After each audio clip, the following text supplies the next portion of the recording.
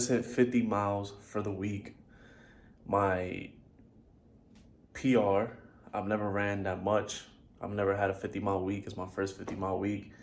Honestly, I've never ran that much in my life. I went from 2 months ago shitting on running, talking about is boring, it lowers testosterone, it's not really good for your knees and your bones and all these things, to running almost every day now, running 50-mile weeks, 40-mile weeks consistently, 30-mile weeks consistently. But like I always say on this channel, I'm a lifter who runs, not a runner who lifts. So while doing all this running on, marathon prep, right? I'm prepping for a marathon that's coming up in a couple months here in Dominican Republic where I live. I'm still lifting, right? I'm still doing a lot of lifting. I'm lifting about 4 to 5 times a week, and I'm still pushing really heavy, right? So I want to give you guys some tips, right, on how to structure a hybrid plan, right, of lifting plus running, because when you're running that much, it really is hard to lift at the same time and keep your strength and also lift heavy. Like this week of hitting 50 miles, I've felt the most pain that I've ever felt in my life. I've never felt this much pain in my body, my legs specifically, and I just feel shot every morning waking up. I just didn't want to get up, but we made it to the end of the week, and today we have the last run of the week. It's gonna put me at 52 miles. I have a 7-mile easy run, so I'm gonna take you guys through that. And throughout the video, like I said, I'm gonna give you guys some tips on how to structure a hybrid workout plan, lifting plus running. All right, boys, so pre-run, I always have 2 things, right? I always make sure to hydrate, and I always make sure to fuel myself as far as carbs. Here we got a bagel. All I eat, this is what I basically eat every morning before every run. It's just a bagel, everything bagel with peanut butter, a little bit of Nutella, and some honey drizzled on top. And that's about anywhere from 50 to 70 grams of carbs. I used to fast, and I used to do all my runs fasted, and I found out that I used to bonk in the middle of the run. My body wasn't pushing as hard as I could, because carbs, it's energy, it's an energy source. It helps your muscles contract better, which is why I use them mainly around my workouts. If I don't need as much energy, I won't eat as much carbs. Now we also have just some water in this jug, but I make sure to hydrate myself properly. I never just drink plain water, especially before a run. Especially living in Dominican Republic, it's very hot and you're constantly sweating, right? When you're sweating, you're losing minerals. That's why your sweat tastes salty, right? And that's why you have to replenish with electrolytes. Before every run, depending on how long the run is, I will take 500 to 1,000 milligrams of electrolytes. Just wrapped up our pre-run fuel. Now we're gonna drink this up and then go for a run.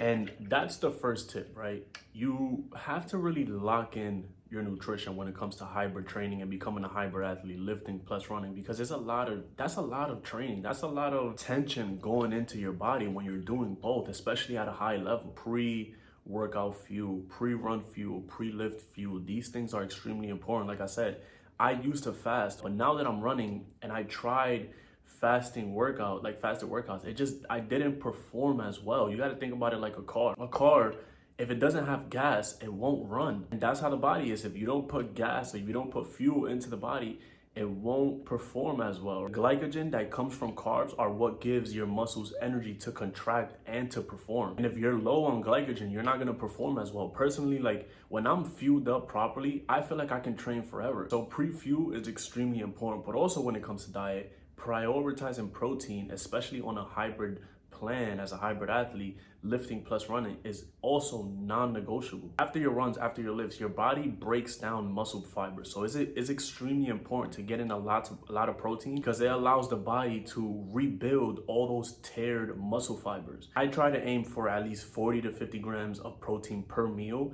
and 1 to 1.2 grams of protein per body weight. Post-workout, my main focus is to recover. So I go more protein, more fat after the workout. Before the workout, I go more carbs. The way I eat is I literally just eat an animal-based diet. Like this makes it easy for me. I just eat meat, a lot of eggs, a lot of fruit, potatoes, honey. I'll eat bread here and there, sourdough bread if I can find it. Right now I can't find sourdough bread, so I've been eating that everything bagel.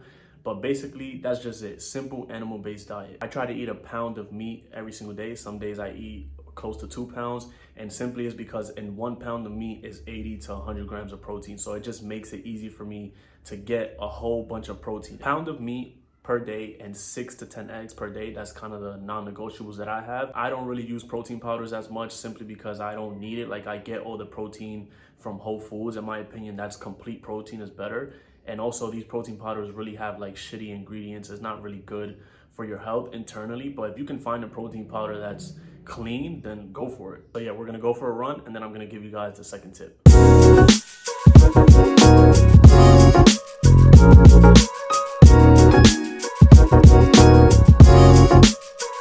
Alright boys, so the second tip I have on structuring hybrid training is to structure your runs in a way where you're not burning yourself out, but you're also improving your overall endurance. And the way to do that is to do most of your runs in zone 2, right? This allows your body to recover faster, not get burnt out, but also lose body fat and not burn muscle. If you go out and every run you're just like maxing out, you're not gonna recover and you're gonna be burnt out. You're not gonna be able to do both. You're not gonna be able to lift and run. So zone 2 running is just slow pace, low heart rate. And the way to find that is to just do 180 minus your age. The number you get, that's where your heart rate should be during your runs. That's zone 2, right? Easy, slow pace. So you can build your endurance so you can run faster for longer. The way to run faster is to run slower. 90% of your runs should be zone 2.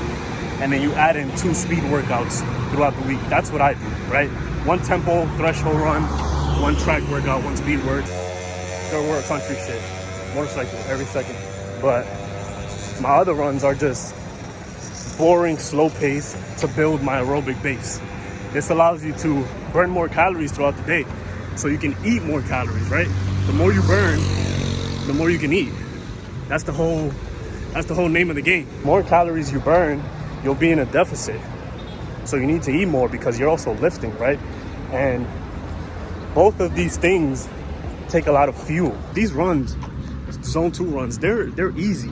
They're just boring because they're slow pace, but like I said, is what allows you to recover so you can lift and run at the same time. Like I said, the way to know if you're in zone 2 is just to do 180 minus your age. That's where your heart rate should be. But also, just feel your effort, because zone 2 is all about perceived effort. Your body not needing as much effort for these runs because they're easy runs. So it should be conversational pace. You should be able to have a conversation like I am. You shouldn't be like, out of breath. It should be easy, chill. This is still gonna allow you to lift heavy because you're keeping it moderate. You're not pushing yourself to the max every time you run. One thing to keep in mind as well, lowering your heart rate, it comes with time and consistency. It's not just gonna happen, overnight. When I first started running, my minute, they were like 12-minute miles. They were slow, and my heart rate was like 180, 190. Now I can get to a point where I can run 10-minute miles and they're like zone 2, 9-minute miles, they're zone 2. But that comes with time and consistency. So you just gotta stick with it. Yeah, that's tip number 2. We're gonna get this run out the way. Then see you guys at home for tip 3. All right, boys, 7 miles dusted. I am fucking exhausted. That puts me at 50 miles for the week. First time ever. That's fucking tough, and I ain't gonna lie, I'm feeling it. I am exhausted. Like, I'm gonna put the stats up for the run for today, and you can see that like my body is just fatigued. It was an easy run, and usually my easy runs are like 9:30, 10:30 minute pace, 9:30 to 10:30. Heart rate below 150, that's zone 2 aerobic. And today I was running at 11:30 and my heart rate was in the 150s. So it's just, obviously I think the weather had to do a lot with it, because it is like middle of the day when the sun is at its peak over here in Dominican Republic. I'm drinking some electrolytes right now. I sweated a lot. I'm gonna take some supplements. While we're in the conversation of supplements, I can go through some supplements that I take. Supplements only work if you have the basics locked in: diet, sleep, hydration, etc. Right? So I don't take much, but there are some non-negotiables that I do take. One of them obviously is creatine, and this is creatine monohydrate. This is from BPN. If you guys know Nick Bear and you know the running company, they sell supplements and all these different things. Yeah, this creatine is extremely important, especially for somebody that's a lifter that runs as much as I do, because creatine is mainly to increase strength, to make sure you don't lose muscle mass. It builds lean muscle mass, and it improves your overall output as far as your performance and training and fueling your training, right? And it's also really good for like your cognitive function. I take about 5 grams every single day. I take it after my run with my first meal. It also helps you recover as well. I take cod liver oil, and I take about 2 to 3 soft gels a day, simply because I don't eat fish or like a lot of seafood in my diet. My diet is mainly just like red meat and eggs. So just to get some omegas in my body is good for strong bones. It's good for the brain, good fats. When I was in the States, I would take vitamin D. I would take 10,000 IUs daily. That's not medical advice. I'm not a doctor. It what works for me. Now I'm not taking it as much because I'm getting so much sunlight, natural sunlight every single day, that I don't need to.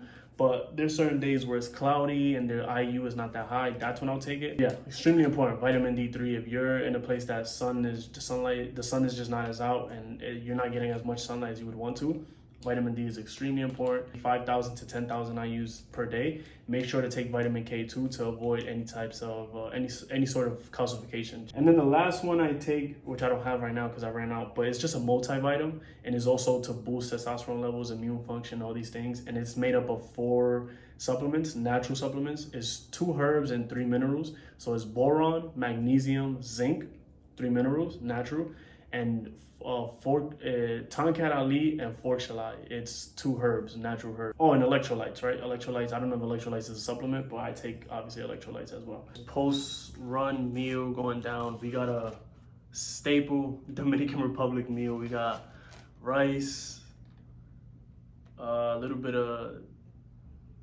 macaroni salad. I think that's how you say it. Is ensalada de codito. That's how you say it in Spanish. And then we got meat. And then I don't know what this is, but they just give it with the meal. It's like, I think this is like arepa right here. And then this is just a side of beans. Yeah, felt like eating Dominican food today, because I've been living in Dominican Republic and I haven't been eating like a Dominican. I've been eating like an American, just meat, eggs. But fuck it, end the week off, treat myself to a little culture food. And it's crazy because all this food was like 6 USD. It was 390 pesos, which is, if you do the math, 6 USD. So yeah, not bad, I'll take it. All right, boys, we're about to go get a lift in, full body lift. Of course, you guys already know. But before I go to the gym, I want to give you guys tip number 3 on how to structure a hybrid plan, diet plus training. And number 3 is really simple. I'll keep it short, but it's probably the most important one, and that's splitting up your training sessions if possible. Personally, I lift in the morning and run in the evening, but ever since I moved out to the Dominican Republic, I've been lifting in the evening and running in the morning, simply because the sun is just too deadly out here during the day. That just works personally for me because of my location. You just have to figure out what works best for you. Now, however, if you can't split up your sessions for whatever reason, do your sessions back to back, but do your lifting first. Because if you do your cardio first, you'll be too fatigued and you won't be able to push as heavy. Your body won't feel as strong because it just used so much energy for cardio. If you're doing your sessions back to back and you expect yourself to run a couple miles and then feel strong to go push heavy weight without recovering and without adding more glycogen or like fueling yourself before your lift, then you're crazy. It's just not gonna happen. Just the reality. That's why if you can split up your sessions, that's the best way to go. And by the way, last thing I would tell you, last little tip is, if you can split up your session, make sure to make each session 4 to 5 hours apart so you have time to recover and to replenish. If you're gonna lift at, let's say 5 a.m., 6 a.m., or if you're gonna run at 5 a.m., 6 a.m., make sure your other training session isn't to like around 12 or after 12. And remember, food is fuel. In those 4 to 5 hours that you're recovering, make sure you're fueling yourself with the proper food, because if not, you'll just go into your second workout feeling weak, feeling flat. But like I've said before, if you fuel yourself properly, you can train forever. But you have to fuel yourself with the right foods, right? And if you just take my advice from the second tip, if you just run most of your runs in zone 2, then you'll also feel energized and you won't feel gassed throughout the day, because you're not pushing yourself as much. You're not using as much effort all the time. So yeah, that's basically how I would structure my training on the same day when I'm lifting and running on the same day. And yeah, that's tip number 3. So I'm gonna get a coffee, get a lift in, and then I'll show you guys post-workout meal.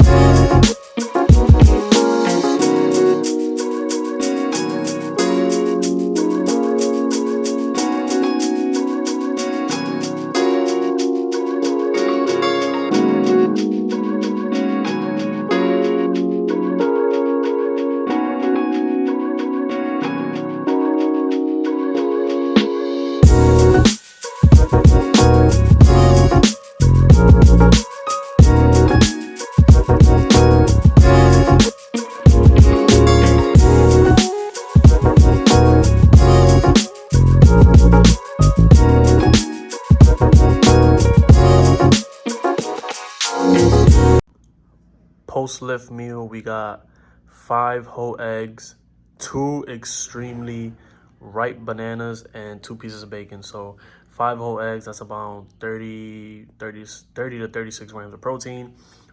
Each piece of bacon got like 5 to 7 grams, and then bananas just carbs. So yeah, this is how we do it post-lift. We prioritize fat and protein. Post-lift, pre-lift, and pre-run, we prioritize carbs. Let's just take a moment to enjoy the natural sounds of Dominican Republic.